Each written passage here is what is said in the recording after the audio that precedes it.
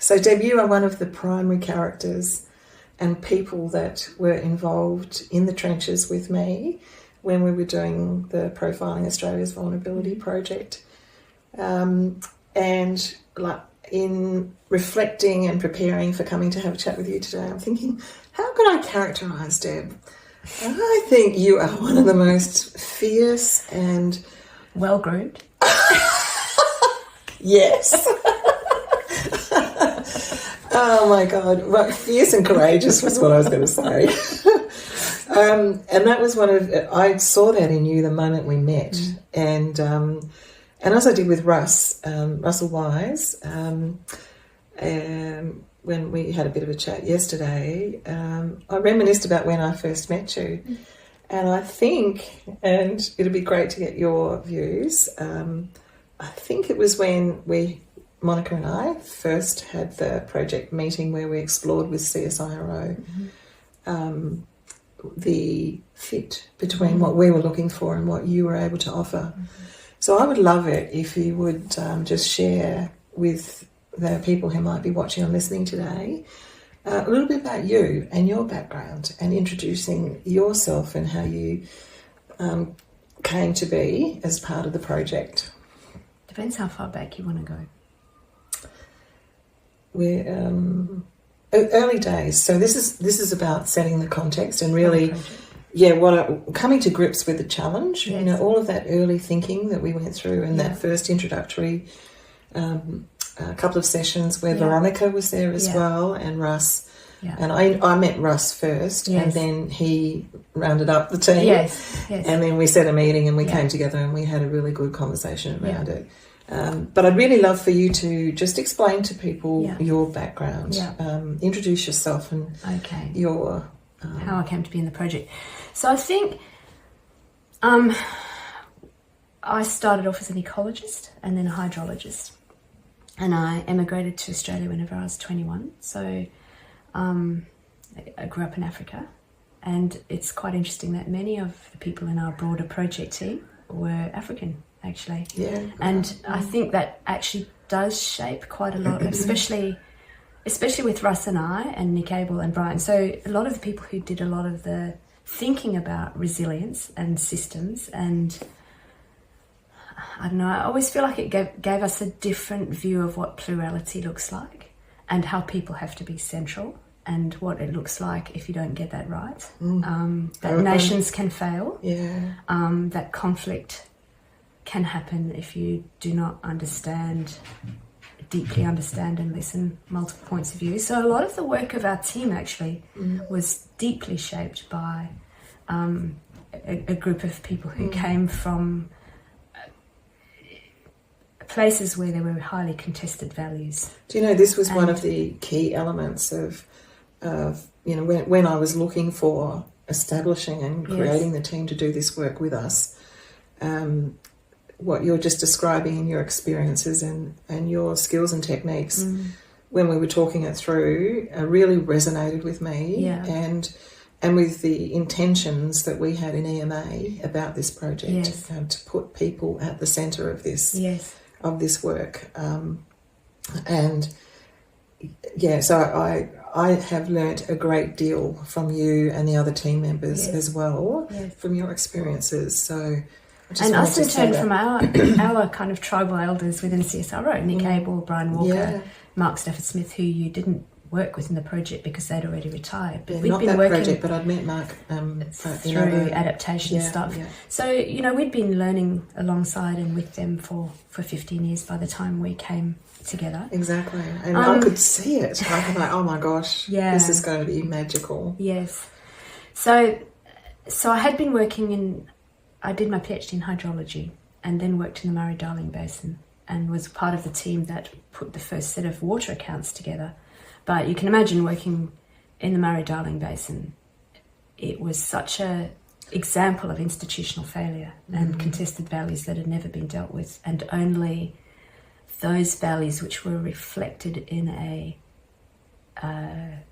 financial monetary economy were counted. All of the other values of water were not recognised in any way, let alone counted once you start to talk about who should have access to the water.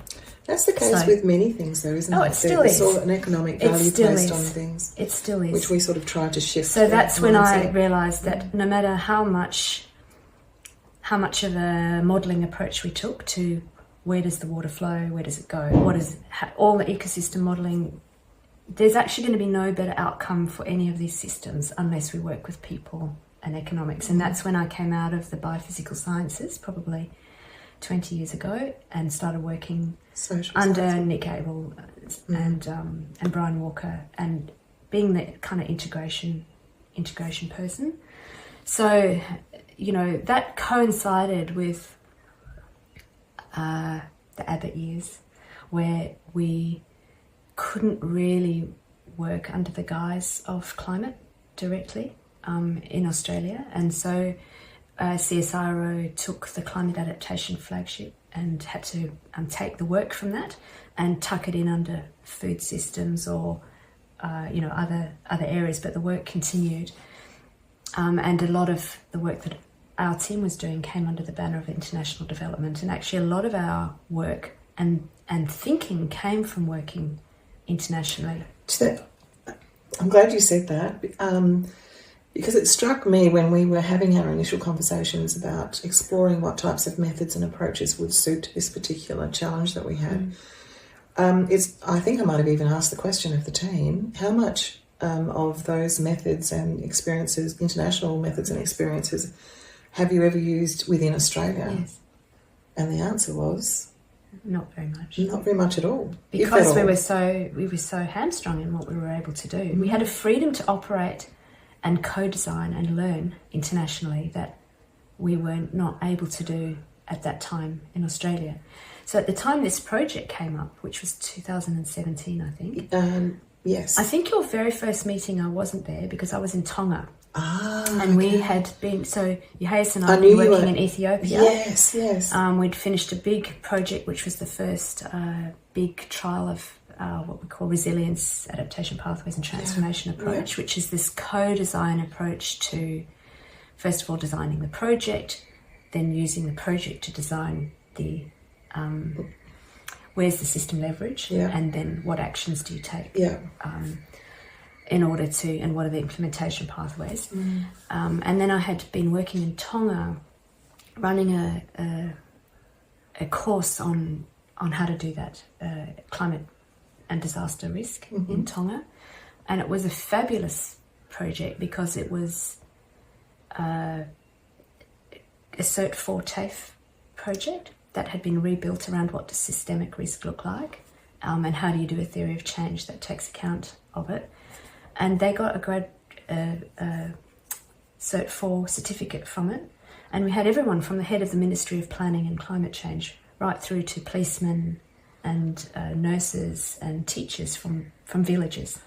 Tonga is such a progressive country. It's a really progressive country. And in a sense, because it was a course, it meant that when we did this work, it wasn't trying to design an actual policy for Tonga. It was learning about an approach for a qualification.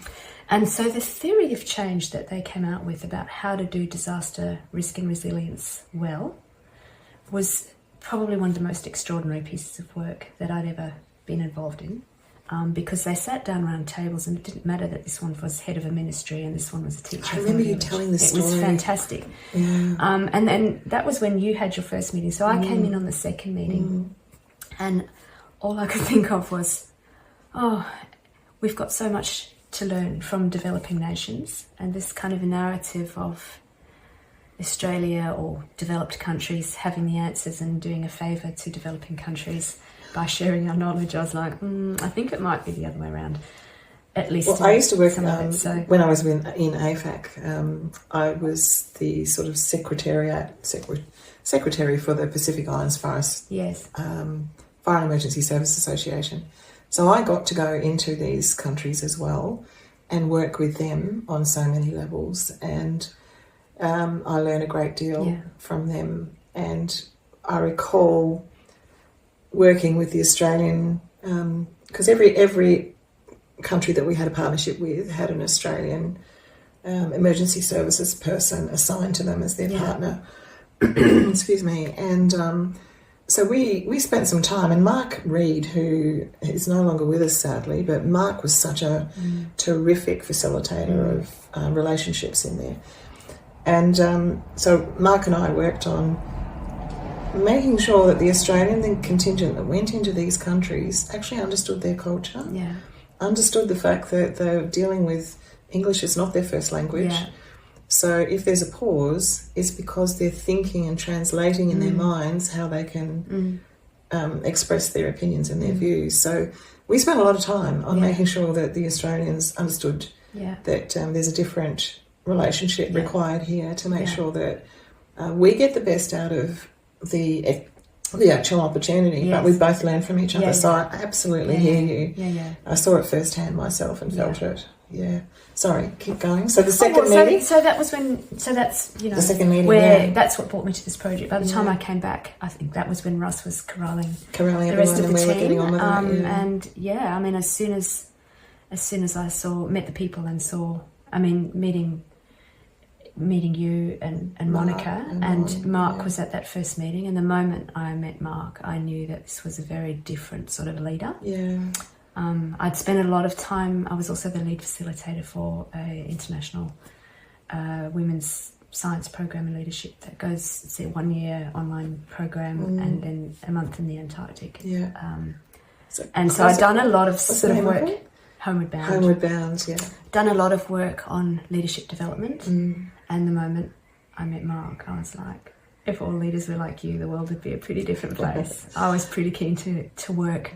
We all felt pretty privileged as well. I actually reminded when I had a chat with Mark recently, I asked him if he remembered his words to me when I first got to Canberra, and he said, I want you to be big, bold ideas. You have no boundaries to your thinking, and I want you to ask a profound question. Who does that? Especially in government. Who does that? Not enough people is the answer. There are some, but they're few and far between. So the trust and the courage that we both felt we took, like in each other for a start. And then, of course, Monica came on board. So we created this other little team element, and then it just grew from there. So from your perspective, the trust and the courage to get involved in this never before done project in Australia or the world, it turns out, when we discovered. What are your reflections on that? Because you were absolutely critical. All of us had played a significant role in everything, but you were critical in sort of guiding and working with us on the designing of the facilitated workshops that we had around the country, because there was some special and careful consideration that we all took, because we were bringing people together and we were taking them through an exercise, and we wanted to do it very carefully and sensitively, and we wanted to be able to harness the data and the information and the experiences that people had. And so it was pretty, those design meetings were quite... They were intense, weren't they? They really did. So I think probably one of the most important things unique things I probably would have brought to that team was that because of the Homeward Bound experience, I was actually a participant in the very first trip on that. And it was a disaster, actually. Oh, okay. This is well documented. There's a film called The Leadership that documents it. That the group running the program had a lot of experience running intensives for a week in a hotel outside of Melbourne, for example. But you can't just take that, put people on a ship for 3 weeks in the Antarctic and expect to run the same sort of program. And so luckily I had worked really closely, so I became the lead facilitator for the program, and somebody who is now the chief psychiatrist for Victoria was another participant. Her and I and a few of the other alums set up a pre-program before people got on the ship, which was totally focused on how to create psychological safety. Oh, cool. That you cannot have innovation and you cannot have that trust to do something that's really different and transformational unless it comes from a container of psychological safety. That was a really important point you stressed. That was a really important point, not just for the team that we became, but for the participants as well. CSIRO also has quite strong ethics requirements. Yes. So you have to go through the NHMRC, which is the National Health and Medical Research Council guidelines, which are really strict for good reason, that you cannot put people at risk, at psychological risk or any other sort of risk, and you cannot leave people worse off than how you found them. So we had to balance that up with the fact that we know from all of the work done in disaster that exercising and taking people through a process and a scenario is actually one of the best risk mitigations in and of itself, because the process of anticipating what might happen, imagining what might happen, having a safe place for it to be real enough that you've got a safe place to process the emotions that go along with that, and that's validated. Not feeling helpless. Means that A, you do better planning and mitigate the risk. B, when the event happens, you make better decisions. And the interesting part for me, once we started doing all the research, was that, the lit reviews, was that the recovery curve looks really different, because that element of, you still suffer the same grief and loss when your house burns down or your family is injured or whatever, but that sense of I never even thought it was a possibility is missing, because you've considered those possibilities before, and the recovery tail's easier. So I think psychological safety was probably one of the things that was something that I brought. And then the second thing was narrative. So, you brought so much more. So you understand.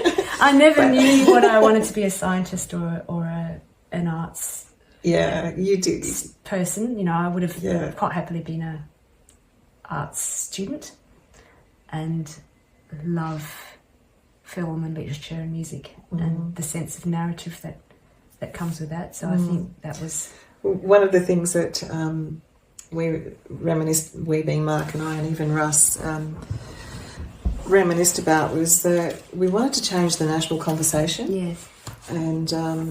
And move the focus of every media story, every article about a hazard that's affecting the country away from the actual hazard itself. I mean, the hazard itself is important to understand. Its nature is important to understand. And at the time we started the project, we had a really, really good understanding of the particular natural hazards that we were talking about. And, bushfire, flood, cyclone, storms, even sea level rising, climate change factors. The knowledge was very good. But what was happening was we were experiencing that sort of reaching of limitations. And in my world, in the AFAC world, what I was witnessing and reflecting on was that the emergency management sector itself had now reached the point of limitation. And what happens next? And the consideration that, if the focus and the narrative is always on the natural hazard, it then goes without saying that the responsibility or accountability, rightly or quite wrongly, then rests with the emergency management sector, which it does not. So to shift the narrative was part of the... And people feel helpless, like there's no sense of agency because it's something that's happening to you, rather than something that you have a hand in. And relying on everyone else to actually, come to your rescue, and where there will never be enough resources for that to happen. Yes. I'm not quite sure why I went there. I forgot. We were talking about narrative, I think. Oh, that's right, yeah. So to change the national narrative, in fact, it was one of my personal benchmarks of being in Canberra was that to have done that. But we went way beyond that, but we'll talk about that in a moment. So to change the national narrative, it was all right, from what to what? Yeah. And then how do we make that happen? And part of the connecting point was when we in EMA and me leading the work and really coming to grips quite quickly with what the problem was, focused on systemic issues and systemic disaster risk, and vulnerability as being the very least understood component of what was happening to everybody. Systemic failure at all sorts of levels, the alarm bells were ringing, that the disasters that are going to befall us are going to disrupt so many systems. They're all going to fail at some point. Sadly, since then, we've seen that happen time and time again. So they're shifting the focus on, well, let's actually have a look at the systems and the decision makers. Who's making the decisions in the first place, and how are they being supported in making really good decisions. And what's the story they're telling themselves about what their job is and how they can make so it that decision focus on systemic disaster risk and the decision makers, who's creating the risk in the first place, who is on the receiving end of that transfer of risk, featured in the design work that we did. And you were very critical. You were very important and crucial to the facilitation process. Now, Russell Wise led the workshops, but you were also one of, I don't know quite how to describe you doing that. For me, you were like the glue that kept it all together, and really was troubleshooting all sorts of areas to make sure we kept on track.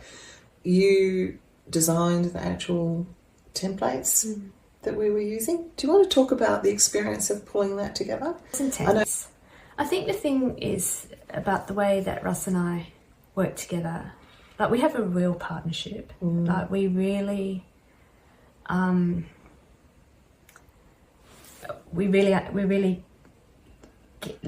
get each other. So he has the analytical, analytics, and then we just kind of weave in and around each other. I've got sort of more of the narrative and people structure. So I think the design of the workshops, I mean, it was brave for everyone, because we decided in those workshops that we were going to go with narrative scenarios. Now, first of all, science agencies like CSIRO and BOM, this is out of their comfort zone, because it was, especially for the BOM, it was not projections, Bureau, I should say, Bureau of Meteorology. They're used to making projections with defined probabilities. And here we were saying, let's take a narrative approach. So it's based on the projection, but we're going to add all of those human elements, like where are people living and how are they living and what might it look like and feel like on a given day if some of these things come together.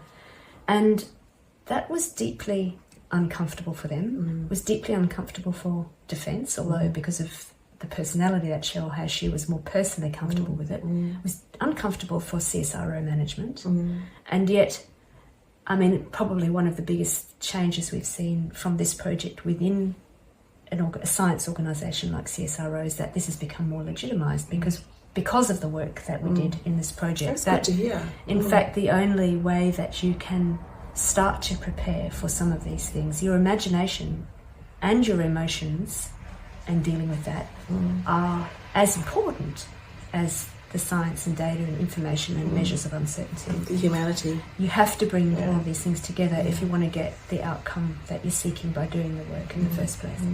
So I think that work, I had a lot of fun. I had a good sense of narrative anyway, narrative structure.